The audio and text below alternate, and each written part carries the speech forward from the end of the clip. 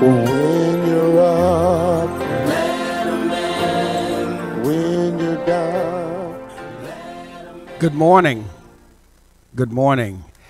This is Pastor Dan Walker, and this is Sound Travels. You know, when I grew up with radio, and you always hear the host, and he would say, "We got a jam-packed show for you today. It's going to be a great show, wonderful. We got so much stuff. I hope we can get it all in." This is one of those days. I believe we have a lot of stuff on the market today. We're going to try to get it all in. We're going to start with our tech section. You know, the name of the show is Sound Travels, where we do try and make the audio part of your ministry clearer for people to hear.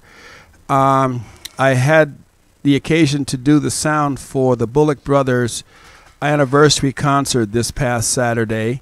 It was a high old time in the Lord, and it brought up to mind some of the differences between what you hear at your soundboard and what the audience is hearing in the room.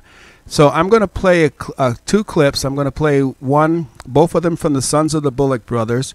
The song is called "If You Love Me," and I'm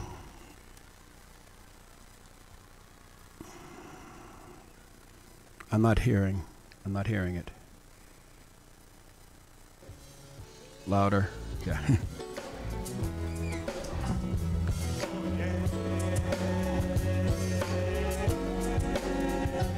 Way louder. There you go. Keep going. Let me see where my setting is.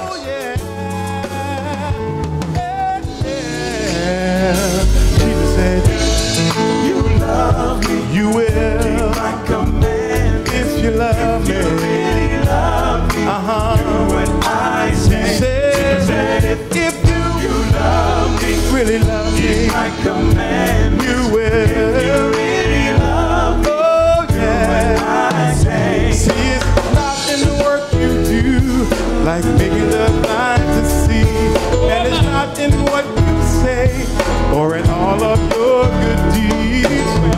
It is not in coming to church on Sunday. I heard somebody say you can find me there in the middle of the week too, but all the Lord requires of you, you gotta do what He wants you to do. He said, if you love me, you will keep my command. If you love me, really love oh my, what I say. He said, if you love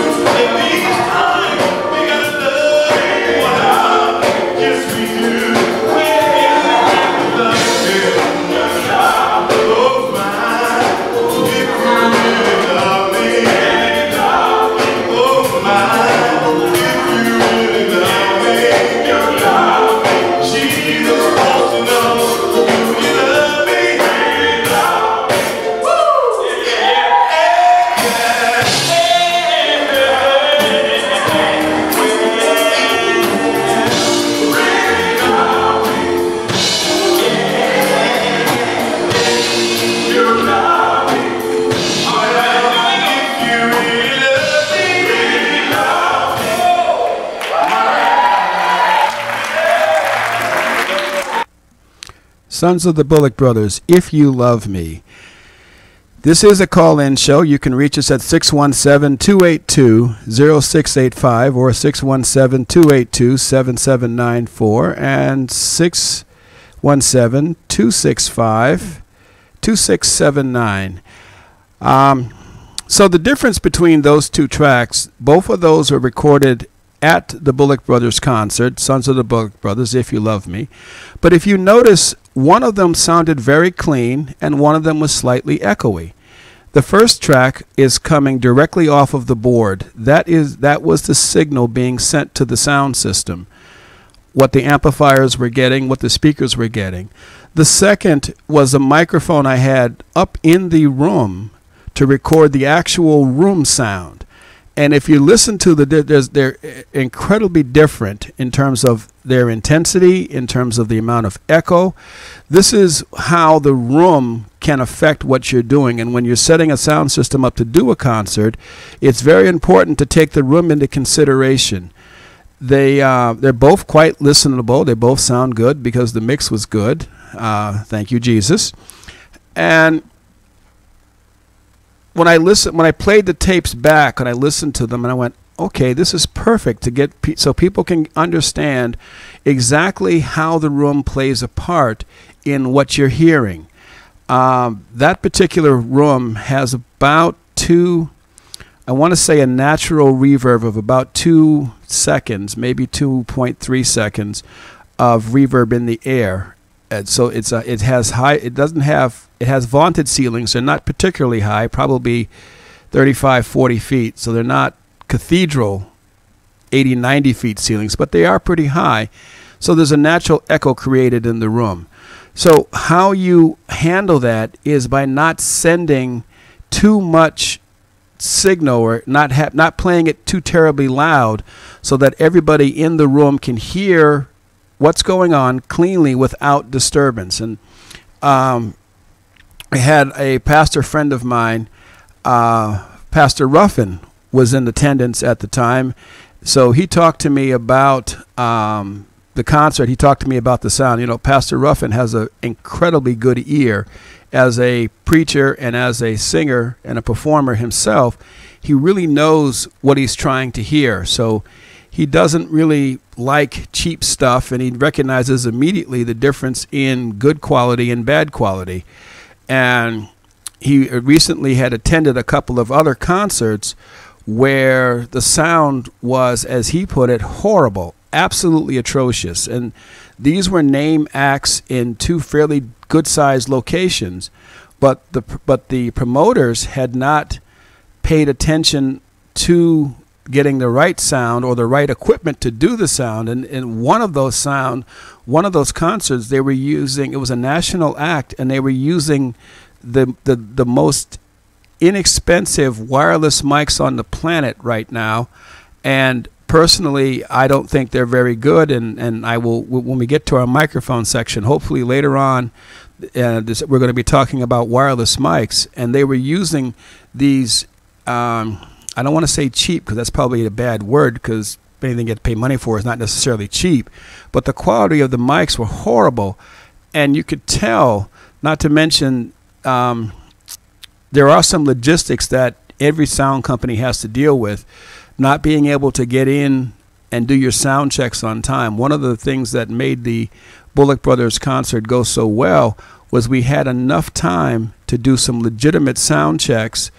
I'll be posting a video from the concert over time, and you'll get a chance to see. It was a fairly large stage. We were using 9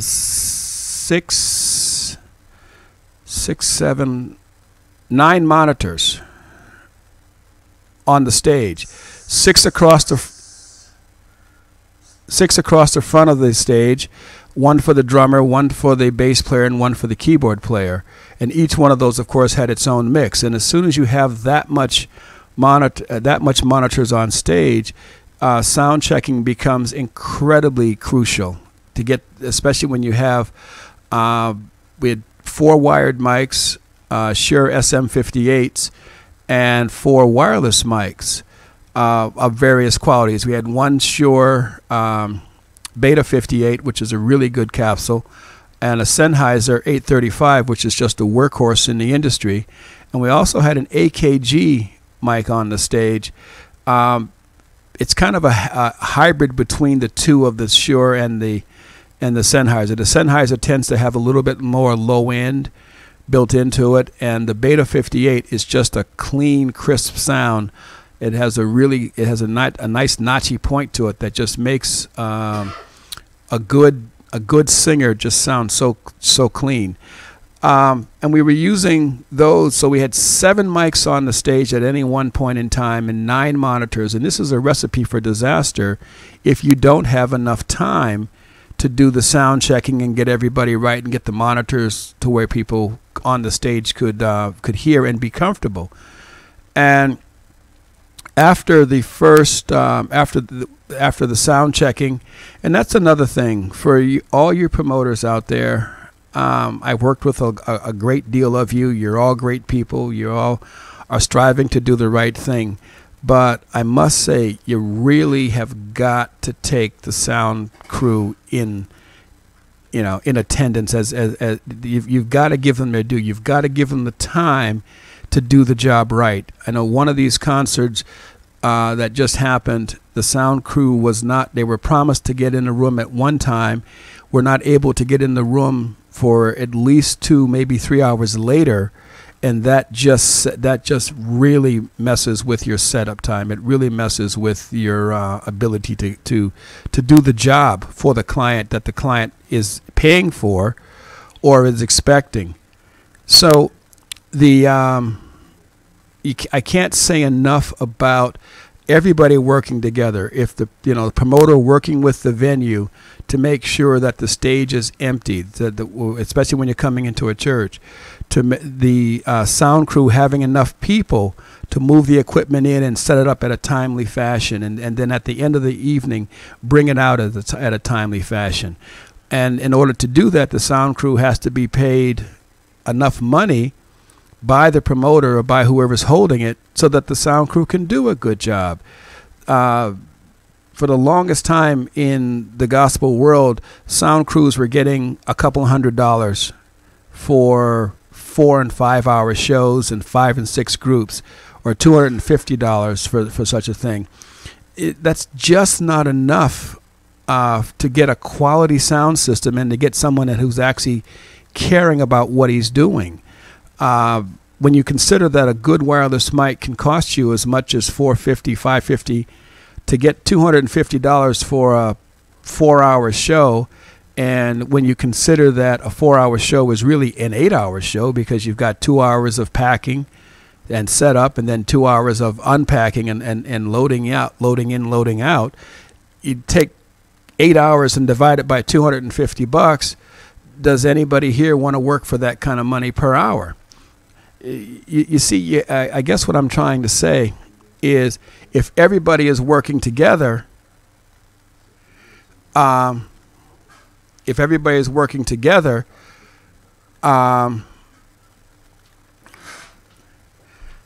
then you're going to have a good show, and the audience is going to get what they paid for when it comes to the ticket prices, and the audience is going to get what they paid for when it comes to just having a good experience. And the sound crew has to be mindful of the room. You have to be mindful of what's happening, and you have to be mindful of the people listening. It's, loud is easy. Loud and clean, not so much. And I got a great compliment from a lot of different people, the performers as well as the people who were listening to it, that they said that it was just one of the better sounding concerts they'd been to in a very long time. And I thank the Lord for giving me the ability to do that, and more importantly, the time to do it right. You got to have the time to set up. You've got to have everybody working together. Well, so that's my, I don't know if it's a treatise or a diatribe or just on live sound, but the reality of it is if you want the job done right, give your sound crew and give your engineers time to do it right, give them enough money to pay the people so that you get it right, and I guarantee you that the audiences who will come, and the people who come to your show will be very happy because they will not have spent all that money to see national acts and leave out of there complaining that the sound was horrible. That is just such a letdown. When you're paying $25, $30, $40 to see, and this may, for some people, it may be their one chance to see a national act, and the sound is just so bad. It's just not. It's not fair to the people, and it's not fair to the clients, and it's not fair to the performers, especially when it's easy to do it the right way with proper preparation. So thank you for the Bullock Brothers for giving me the opportunity to come down and do sound for you. I had a great time. Everybody, from what I hear, everybody else did. I'll be playing some more tracks from that concert over the course of the next couple of weeks. Don't forget that you have any questions, you can call me personally. We're doing our Come Down and Evaluate Your Church special. We'll come down and evaluate your sound system for no charge. You can call me personally at 781-367-1338, 781-367-1338. If I've come down and I've done some work for you and you've been very happy, you certainly can call in and talk about it. Coming up in our next segment, we're going to be discussing wireless mics. The FCC has done something once again that is going to cause a major rift in the church community. I have a guest in studio, and as soon as we get everything set up and patched in, we'll be bringing him in, and I'll introduce him and give him a chance to say who he is and some of his experience. I can tell you I've worked with this person in the past for a very long time, and he is quite knowledgeable about what he's going to talk about. He's, as much as I know about live, he knows about radio. That's probably the only way to put it. I don't know. Are we ready to introduce our guest? Are we ready to put him on screen? Ladies and gentlemen, boys and girls, children of all ages, it's my privilege to present to some and introduce the others, the legendary Chris Conti. Well, good morning. Good morning, Daniel. And I didn't get the memo that we were both supposed to wear a gray shirt, but, you know, God has his reasons. God has his reasons. As I was pouring through my vast laundry, my vast list of shirts, I said gray. We'll put on a gray shirt and a tie this morning. I don't have you on screen just yet, but I'm sure that's being worked on. Okay. So, the FCC, that wonderful Federal Communications Commission, has done it yet again. Yet again. And I was thinking on the way up, and I'm going to back up to your segment for just a moment. Okay. Because while you were having a great time with the Bullock Brothers, I got called in at the last minute to handle what we'll call a multi-act event. Oh, boy. And the system was already there. I was just supposed to help people run it. Right. And there were several acts involved. One of them was a jazz trio that was a high school group that was insane. They were off the chain. They were great. Fantastic. And while they were playing, just before intermission, the second act showed up. Oh, boy. And they were not there for sound check. They were there 10 minutes before intermission, and they came on after intermission. Right. So now we had to do a quick setup and sound check during intermission. Right. And the person running the event lambasted the people who brought me in, because what was I doing? It looked like we were all disorganized up there because half the audience saw what we were doing, and it looked like a mess. And that's why sound checks are always done with the doors closed and everybody kicked out. Exactly. Because sound check can be crazy, and without a good sound check, you've already set yourself up for disaster. Exactly. And as they began to play, one man was playing an acoustic guitar, and the battery started dying in his pickup, and it got more and more distorted and more and more distorted and more and more distorted. And somebody walked up to me and said, "Can you do something about that?" And I said, "I can, but it involves stepping up in front of the guy and pulling the battery out of his guitar." Right. Do your sound checks. Yes, do your sound checks. Do you read your Bible before you preach on Sunday morning? Absolutely. I read my Bible before I do a lot of stuff. Before you do it, well, sometimes before I get in the truck, I read my Bible. Hopefully, not while you're driving. No, you can't do it while you're driving, but that's what they have audiobooks for. Right. But you get the idea. Absolutely. Yeah, preparation. There's proper preparation prevents poor performance. Is that enough peas in the situation? Yes, it is. So, tell us about the. We've all been there. That last minute. Our sound, and I will say this. I'm going to give a little dig. The sound check was scheduled for 4:00, which means that the organist that brought in the Hammond organ sounded great. Showed up at 4:15 to plug in. Yeah. So please, musicians, respect your call. If you have a 4:00 call for sound check, that means you should be there at 3. No later than 3:30 to get your instruments all plugged in and patched in, so that when it's 4:00 and it's time for sound check, you can just roll and do the sound checks. Okay. So, all right. So we're here to talk about the FCC.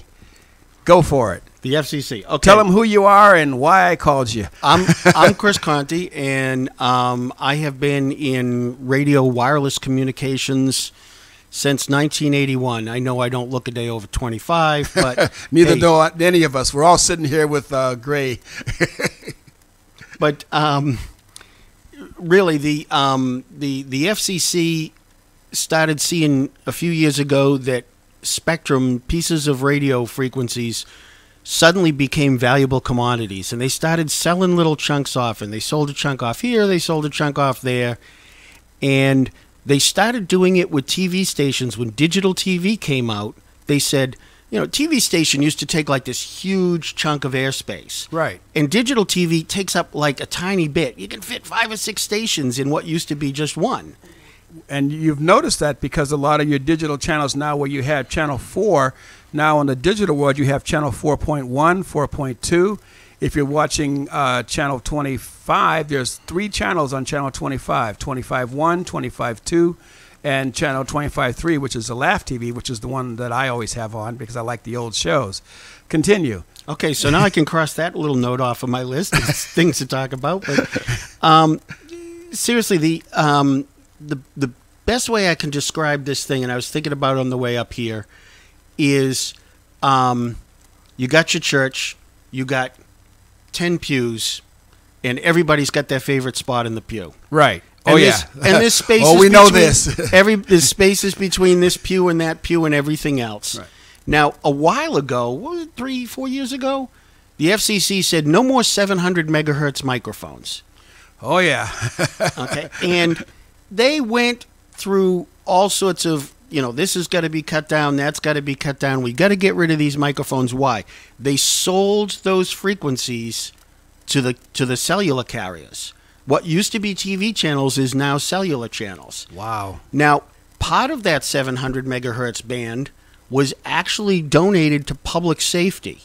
Right. And it's the same segment all across the country. So for the first time, like state police agencies and fire agencies are going to be putting certain channels in their radios that they can talk across the thing. 9/11 was a great example. People coming in from Rhode Island, going down to New York City to help on 9/11, and the communication was broken down because they didn't have any channels that they could talk to New York on. Right. So that type of thing, they put a segment aside for 700 megahertz that's on public safety. Now, if you still have a 700 megahertz microphone, if you're lucky enough to not get, on a chunk where the cellular companies are just bombarding you, you could in fact be in the public safety band. Right. And I did find a customer recently who was in that band, which means now you're potentially interfering with the state police. You want to see some trouble, go that way. I don't know if I should bring our dear Pastor Bruce Wall in right now, because he can give a little, as we call it, testimony about when I got here. He had a series of 700 megahertz microphones, and you know how usually I'm pretty diplomatic and I try to be nice and kind when it comes to telling the client that you have to not do something. I know your mom, and if you're not kind, I can call her. Exactly. Well, I took one look at those mics and I said, these are off the stage now. They're out of the system. You're not using them anymore, period, end of story. And he looked at me like, why? And I said, look, the FCC has sold these frequencies. You're going to start, you're getting, I can tell you what's happening. Every now and again, you're getting interference. You're getting this, that, you're getting the other. And I didn't have to hear it because I knew when I saw the frequencies that they were on, I knew exactly what was going on. And to his credit, he didn't argue with me. He pulled them up. We pulled them off. We put them away. I don't know where they are now, but we're going to talk about how those mics can be very valuable to him before the show is out. Yes, so I hope you still have them because there's something that we're going to bring in. And hopefully my friend Derek is listening on the internet, and he'll call in sometime after the 8:30 hour, and we're going to talk about how those mics are valuable. Continue with what you were saying. Okay, so they turn around, they took away that 700 megahertz chunk. Well, now just recently they said, hey, we can do it with 600 megahertz. And in Boston, there were like 2 channels left in the TV channel spectrum that you could even put a TV station on. And I said to myself, you know what? How are they going to do this? And what they said was, what we're going to do is we're going to let the cellular companies offer a big boatload of money, and then we're going to tell TV stations, hey, if you want to go off the air, or if you want to move to one of those little dot channels like 7.3 or 7.4, instead of being on your regular channel, you can do that, and we'll allow you to do that. But what we're going to do is we're going to auction off your channel, and if you want to sell your TV station, you can. And I have, ta-da, there we go, right in the camera. Oh, yeah, I think it went there. Yeah, there, yeah, it's a delay. It'll come in. But I have the Broadcast Spectrum Incentive Auction notice right from the FCC, which was who sold and why sold and everything else. Wow. And in Boston, 1, 2, 3, 4, 5, 6, 7, 8 channels sold their spectrum. So what they said was, if there's space between 480 megahertz and 608, you can move to one of those channels, or you can do a sharing agreement with another channel. But if you get off your channel, we'll pay your money. Is that this is a matter of public record, right? WHDH will move off for $162 million was the bid. Wow. I know. I'm like, can they tithe that, please? Yeah, really. I think we all want WHDH to become members of our church. $168 million. $162. $162 million. What's $6 million between friends? I mean, but there are different licensees that are moving. But my best way to describe it, and the only way I can think of describe it, is you got 10 pews and you got people scattered all over the pews. Now, when they took away the 700 megahertz band, they took 3 pews off the back. Right. So now some people, first of all, they got to move to a new spot. And that's why if you get a digital TV and you use it, especially in this area, digital TV is great for like just putting the antenna up and get a bunch of channels. Yeah. You got to rescan now every once in a while because all of a sudden everybody's moving into the spaces in the pews. So now everybody's kind of comfy. And the FCC said, hey, let's spend some more. Let's sell some more. Let's sell some more. More money. Now they go and they grab the next segment and they say, we're going to take 2 or 3 more pews off the back. Now everybody's got to get real comfortable. Right. And in some cases, some people have to sit on other people's laps. You know, your kid can't sit there on the pew next to you and squirm now. He's got to sit on your lap. And oh, boy. So now all of a sudden it's getting real tight. Now, in those spaces where TV stations weren't, you could put a bundle of microphones. Right. But in the spaces where it's really strong signal, you have problems. Right. Now, eventually, basically no later than July 2020, any wireless microphone that can tune above 614 megahertz is by law required to be taken out of service. Wow. Now, some of the companies are talking about a retune software patch that you might be able to do to some of those mics. But that, and I'm going to pick on Sennheiser for a minute. Sennheiser had a band A and a band B. Right. And band B sat right in that whole segment that's getting eliminated, with the exception of a couple little slices. Right. So now, okay, if I got 1 or 2 mics in that band, I might be able to find a space that I can put it in legally and still not have interference and not have things going on. But if I now move that to a segment that's being used by the cellular carriers, I'm going to have noise beyond belief, and I'm not going to be able to use it, besides being illegal. But the thing is, if I've got 12 mics or 15 mics, I don't have enough room to put them all next to each other. I don't have enough room in my pews to do it. Right. Now, some of the manufacturers even coming out with new segments of the TV band that they never bothered with before that will allow you to kind of spread these out a little bit. But the big trick is now you got to try to swap these things out, and the microphone companies are now even offering rebates. And that's what we're going to talk about. Hopefully, if Derek calls, great, we'll talk. If not, I can share with you that a lot of these programs are, as a matter of fact, a lot of the major companies are offering rebate programs, which are effective if you have any. Let's say that you have the wonderful Vocal Pro mic system, which is in the which started off in the 700 band frequency range and then moved conscientiously to the 600 band frequency range, and you want to upgrade to, I don't want to be rude, but you want to upgrade to a better microphone, then this would be the perfect time, because these manufacturers are offering rebate programs that affect. Is this my caller? Oh, cool.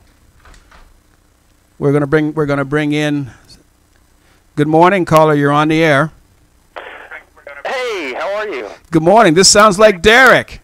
It is Derek. How are you? This is perfect. Hey, Derek. Hey, Derek. Hey, Chris. So Derek is my representative, and Derek's going to talk about the mic program. Go. Well, you kind of already hit it, and but what you were starting to get into is, you know, the neat thing that many of these manufacturers are providing is you don't have to have, like, if you want to get a Shure system, you don't have to have a Shure system to get their rebate. If you have a Audio-Technica system, a Sennheiser system, Vocal Pro, you were hitting some of the others, like Nady and Gemini, and I mean, there's tons of them out there. It doesn't really matter what you have. Sennheiser and Shure are saying, we'll give you up to, you know, $500 credit, rebate it would be, to purchase one of our systems and trade in your whatever brand wireless. So let me tell you how this works. If you have one of those systems, you contact me, because I'm the Massachusetts representative, and I will come to your church. I will evaluate the mics that you have.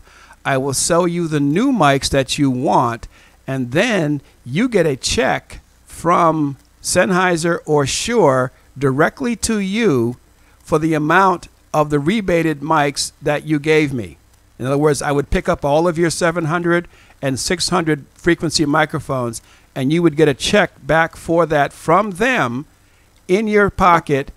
And go ahead, Derek. How can you beat that? Well, it's a pretty nice incentive, and more or less, you know, I think the companies, these manufacturers recognize that this could take a big toll on, especially house of worship and you know, these smaller venues, especially. Well, I say smaller, it could be larger venues, quite frankly. If you've got 10, 12, 15, 20 channels of wireless, I mean, that's a huge investment that you've essentially lost or become unable to use. So they're saying, you know what, we want to help. We want to be a part of helping these churches get into, let's just say, legal frequencies. So it is pretty aggressive. It's very nice that they do that, quite frankly. That's amazing. So how's the program being received? Is there a lot of mics that are going out there? Are you getting a lot of and now, hopefully, because of this announcement, I will start blowing out Massachusetts and start getting tons and tons of calls, because I will come to your church at no charge in this situation. This is strictly a no-charge deal. I'll come to your church. We'll evaluate all the mics that you have, see what frequencies they are in. If they qualify for the rebate, I will let you know. Even if you decide not to buy from me, which I hope you do, I will still come to your church and not charge you to evaluate your current mic situation. And if for some reason you're having a problem with microphones that are bleeding into each other, that are feeding in, and you're getting distortion and signals crossing, I can evaluate your sound system. And Chris, talk about the last mapping you had to do. We had to do a massive mapping at one of the clients. Remember Cambridge? Yes. And one of the things that I've developed is, and we're going through it right now, there's a church in Cambridge that is changing out older microphones for newer ones. Oh, boy. And the older ones are in one segment of the band, and the newer ones are in the others. But the problem is that there are 3 other buildings within 2 blocks of this building. Right. And, I mean, I don't know if I should use names or not. I don't know if it really matters, but probably don't use not. names in this situation. But what I've had to do is coordinate channels between all of the different churches, because we've literally had, like, I put in a couple of new wireless mics in this church. We set up all the frequencies. Everything was fine on Tuesday night. Right. On Sunday morning, one of the older ones started having a problem. Not one of the newer ones, but one of the older ones. Now, what happens with radio, and it's kind of a weird little anomaly with it, but if I take 2 or 3 radio transmitters and I put them together, what I get is I get a third or a fourth frequency that's a mathematical thing. A plus B minus C gives me a little spike somewhere else in the spectrum, in the universe. And as that goes on, what we get is we get what they call intermod, and it provides a like a ghost frequency, or a frequency that you didn't know existed there. Now, when we added the new channels, the church across the street, I didn't have a couple of their channels listed. So when I did the mathematical calculations, everything looked good. But then Sunday morning, they turned on their microphone. Now, they weren't on the same channel, but they caused a mathematical error to happen on one of the older channels. And I know it's kind of a vague description, but it's a... The best way to describe it is we had a situation during the sound check when everything was fine until we had all 7 mics going at the same time, and then we started getting a harmonic around 462 hertz. And now we have this womb coming into the sound that was never apparent until we had all 7 mics going. So a quick EQ adjustment on the monitor system was able to solve that. And this is why proper preparation. There's a lot of churches that have great and wonderful people, and these people go out and they buy microphones and they give them to the pastor because the pastor needs a new mic, and God bless you for doing that. Thank you, Jesus. Yes, the pastor does need a new mic, but it would be great if you could coordinate with a sound person who is willing to say, okay, this is the mic to get the pastor, because what happens is I get called in afterwards. We've gotten called in afterwards to take that wonderful gift and then make it work. And sometimes we had to send it back because it just is not going to work in the frequencies that we had. Right. And there are so many different options out there. And I don't know, is Derek still on? Derek, you still there? I'm here. All right, Derek. I mean, if you can for just a moment, just briefly tell us, I mean, what new things are they coming out with as far as new technologies go? Well, I mean, what we're seeing is these companies have had to get more innovative with how they're transmitting and receiving audio. So, and I'm sure you've seen this in current wireless versus older wireless, where talking about things like intermodulation and stuff like that, they're able to make these things more efficient, more or less, so that rather than hitting so many parts of the segment in one channel, you're I guess the best way to put it is you're squeezing in more frequency, more channels into each frequency. And then there's also the digital side of things, and not digital in the sense of the digital frequencies, but digital in the sense of transmitting the audio digitally over RF, so that you're not you're transmitting ones and zeros rather than transmitting actual frequencies over RF.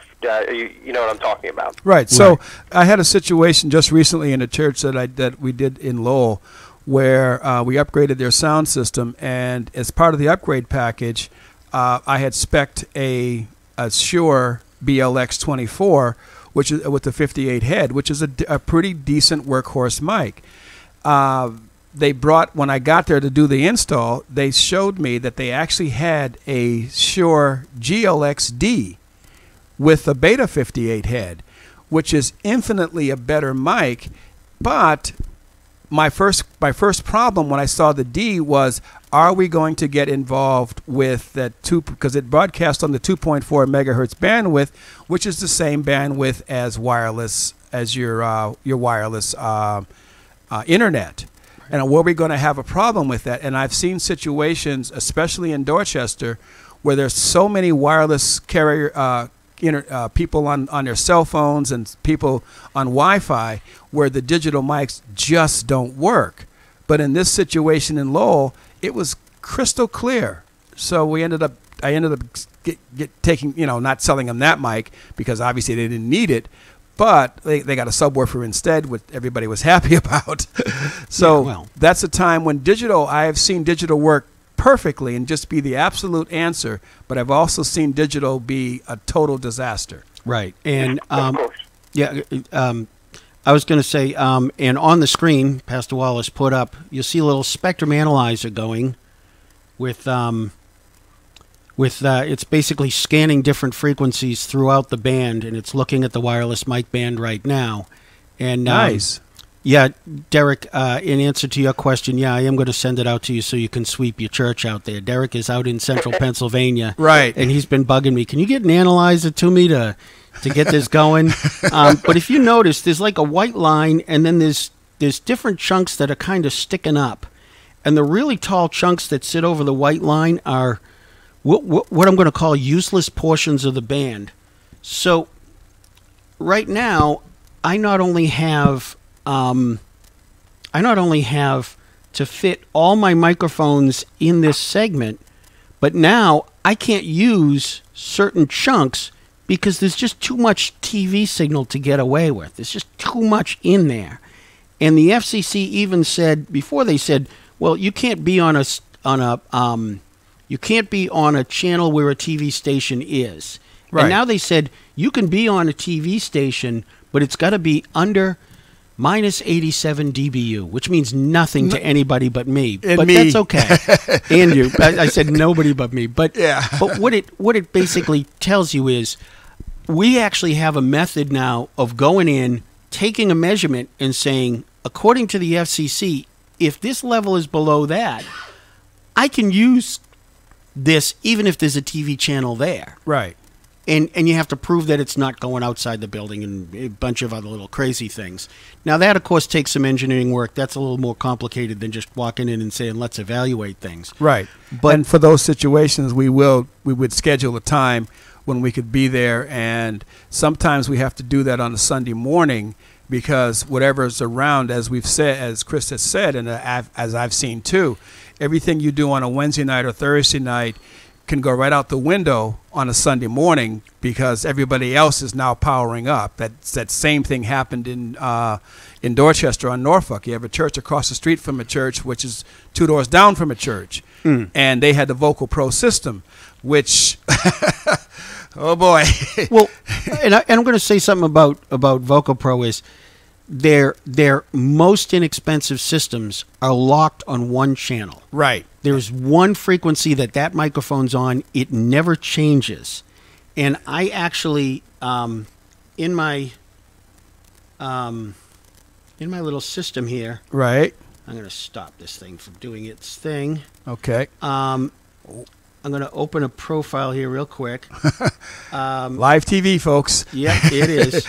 What I'm doing is, and we'll go to monitored frequencies. This particular little goofy chart, I'm going to squish this so you only see the top one, because that's all you really need. You see those lines that are along the. You got a delay there. I got a delay, yeah. So you're going to have to picture bars. What I did was this particular portion of my program monitors specific frequencies that are on specific microphones. Right. It takes a lot of typing and stuff. Yeah. But I put in a Voco Pro system that's 8 microphones, and if you notice, 2 of those bars are red. Right. The reason they're red is there's so much interference on those channels that the third one just turned red. Okay. So now, out of 8 microphones, I got 5 that'll work. Right. And that particular system, because I can't change the frequencies, there's nothing I can do about those except maybe give them to a singer who can't sing and leave the battery out of it and let them just... That very same thing happened. We got a phone call. I think this is one of the calls we did together back in the day, from a church in Brockton. They had the 8-channel Voco Pro channel system, and of course, when we got in the complaints, when I see a Voco Pro system, I know the complaint. I know it's either tinny sound, scratchy, distorted, or it's interference on the wireless band. It's one of those two every time, bar none. And when I got there, I looked at the 8-channel receiver, so we shut all the mics off and then just started turning them on one at a time. And then after we had one turned on, we wanted to see how many channels it hit. I don't know if you remember this or not, but we turned one of them. We turned the yellow band on, and the blue band lit up with it. And it was like out of the box, 2 channels are interfering because of either the environment or because of where they're located. But so those 2 microphones would be trying to cross-transmit. In other words, when you turn that mic on, instead of it just coming on channel yellow or A, it would be coming on channel A and B. And when you turn on the blue mic, it would come on channel B and A. Right. So and there's that, and also on that particular system, there's a model number and then a dash and a number, which tells you which band it's in. Right. Some bands, when I did some frequency searches, were perfectly fine. Right. This one happened to be a -4, and there's some issues that just won't work. Now, I just brought up the 900 megahertz band, which is one of the new bands that the microphone manufacturers are starting to go out, and Voco Pro actually came out with a 900 meg set ahead of everybody but Shure. Right. And from here, it's looking like a fairly clean band. And you say, okay, it could be good. But as you know, I have a database of many manufacturers and what frequencies they use and what channels they use. And picking channels for some of these things is not always for the faint at heart. And I just kind of got it up here. But I was looking at one of the Voco Pro channels. Now, if they're newer 900, you can set different channels on it. So now, if one's got an interference, okay, you can pick a different one. Right, and that makes it way more useful, because let's face it, having an option is always better. Right, and a lot of manufacturers have like a group and a channel number. So if you're setting up multiple mics, you always want to make sure the group is the same for all the microphones, and then the channel numbers are all different. And the manufacturers have already calculated those weird little frequency interactions. Right. As long as they're all the same manufacturer and the same band, you can get away with that. But I've even got a listing here where a Voco Pro mic, if I put it on Group 5, Channel 8, it comes up on exactly the same frequency that there's an amateur radio repeater on, 927.7 megahertz. Now, I happen to be a licensed amateur radio operator, and I could go out to my truck right now and produce 50 watts of power that would blow away a 20 milliwatt microphone in a heartbeat from 6 miles, 10 miles away. Right. I could interfere with that microphone. If you're in Marlboro or anywhere in the surrounding area, you don't want to be on that channel. And there's those little idiosyncrasies that sometimes I think people are going to need some help kind of putting those things together.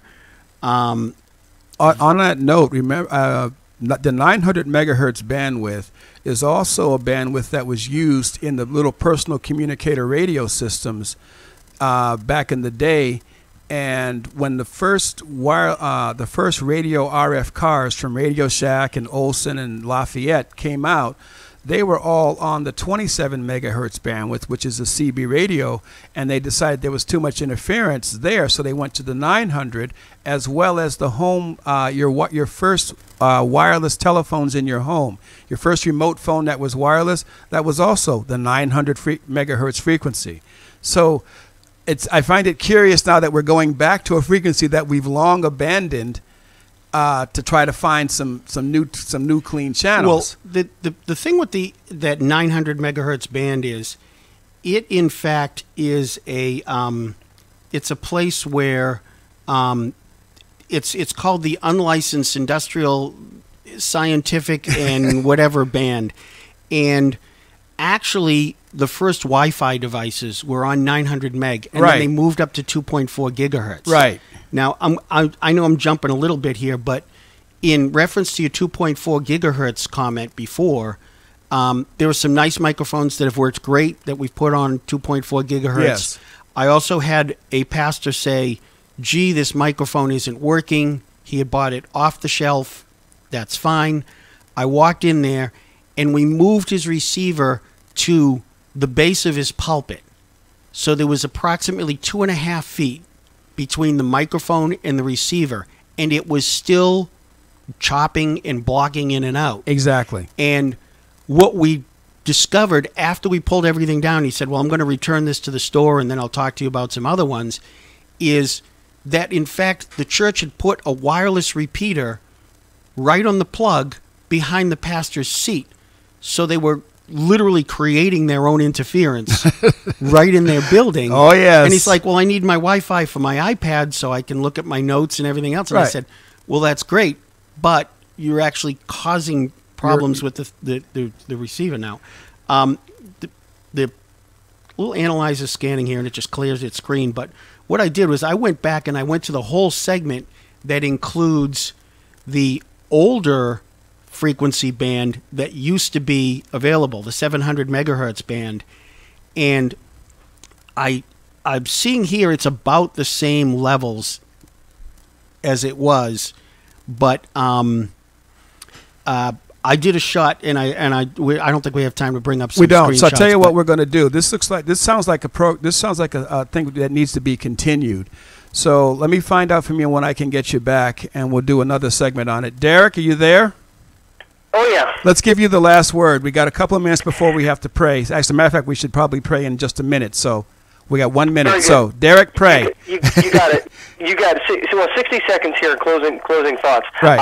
You know, we talk about, okay, when's the deadline to get all of my 600 megahertz off the shelf, so to speak.